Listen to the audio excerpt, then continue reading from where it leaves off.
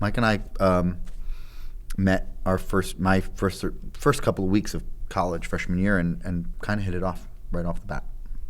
Starting with this comedy group in college, we were part of what made it so successful but also so nightmarish was that we were harshly critical of each other from the get-go. And so that's how we work. That's all we really know, is to be very critical. So it's perfectionism, and it's sort of built into it, is that like if you just say what you think and you say your opinion, and I think there's mutual respect and admiration, but the working relationship is inherently tension filled because you're working towards something.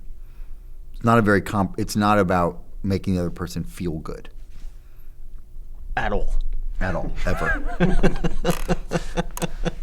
When we both agree that something is funny, I feel like that thing is usually pretty funny, meaning that it will find a kind of wider audience. There's not that much.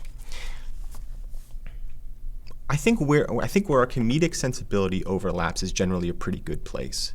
It's a sort of silly, fun, lighthearted place. I think, my tendency when I get bad is to be a little like verbose and heady, and I think where Showalter gets bad is just everything. Not everything, because there is that space where we overlap. Right. But your bad space is just bigger than yours. But there is a common space. It's bigger than your bad space. I'm just saying there's a common space. There's a common space. I'm choosing to emphasize the positive. Yeah, and I appreciate that.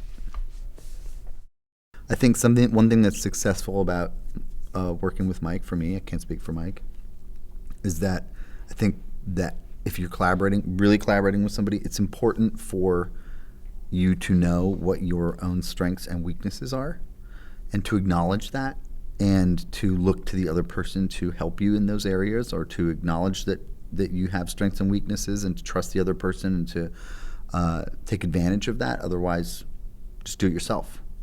And so I think one thing I like working about with Mike is being able to pawn things off onto him, because he does them better than me. And vice versa.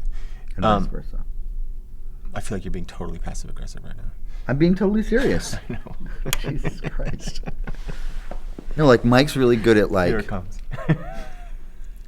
He's really good at taking notes. He's really organized. And so when I'm coming up with ideas right.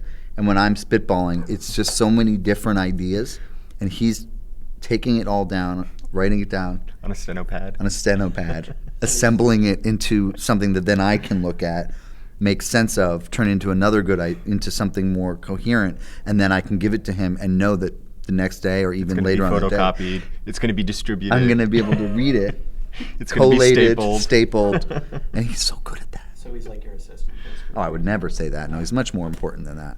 Like a scribe. He's my right arm.